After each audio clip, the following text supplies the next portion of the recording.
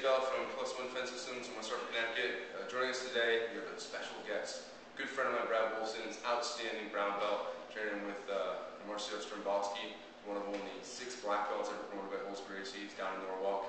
Fantastic school. Brad's a fantastic guy, fantastic instructor, and we get the chance to try and train together whenever possible. And we've been training together and been friends a long time, and he's been kind enough to come up here today and offer to show us one of his devastating techniques. So without further ado, Brad. And I'm too scared, so I'm going to have to do it on somebody else. How you doing, guys? I want to show you today a little setup I like to use when the guy's defending my arm lock here from the side control. Alright, so down. Alright, so look, guys, I managed to get into the position here. Alright. Sorry, turn a little bit. Alright, I managed to get into the position here where I'm in this position and I'm getting ready to take the arm here. Alright, so again, there's obviously a few kind of steadfast rules that we employ from here. One is I have to have good pressure here on my opponent's head. I don't want to be loose here, so you can push my leg off the head here and start to work his escape. So good pressure here, downward pressure here with my leg here, and I'm kind of using my knees together here like a vice here, pinching. All right, if I have both arms in the mix here, it's okay to go ahead and cross my feet because there's no way he's going to get that leg. All right. So guys, look, I get here, but the problem is here when the guy knows anything at all here, once I end up in this position, he starts to defend here. All right, he starts to defend the arm. He does that in a couple of different ways. All right, Aaron can grab his own wrist here. Oh, and make it hard for me here if he's strong. Grab his own gi if he's wearing a gi, or his elbow here. All right, there's a myriad of different ways here that he can kind of stop my attack. And obviously, there's a lot of stuff I can do here to break his arm, but one transition that I really like to use a lot here is oftentimes the guy gives me some space in here. All right, so turn again, please. All right, you guys will notice here a lot of times when the guy grabs his own arm here or his own elbow, there's a little gap in here, there's a little space. All right, so guys, look, I'm going to keep that leg heavy here on his head. I'm going to rock the weight a little bit. I'm going to take my leg here, the one that was pinching here, and I'm going to slide it in toward my body, my knee in toward my body, inside his arm, just like that. All right. So again, one more time, we're here, he's defending though, and I can't finish. All right, there's always a little gap in here, so I'm going to lean a little bit, keep the weight on his head, knee into my body, slide my leg here, inside here, thread it through. All right, now, all at once, guys, turn again, please.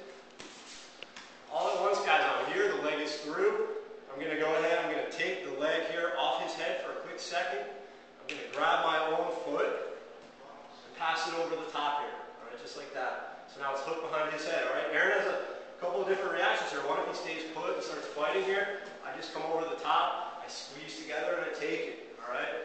But most commonly, when that foot comes off the head, what he's going to do is start to sit up. Let him come up. Take the leg over the head, squeeze the knees together. I have almost like a little bit of a choke here at the same time as I take his arm, all right? One more time.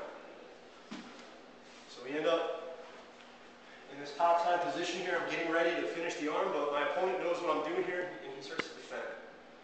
All right? Leg is heavy on his head.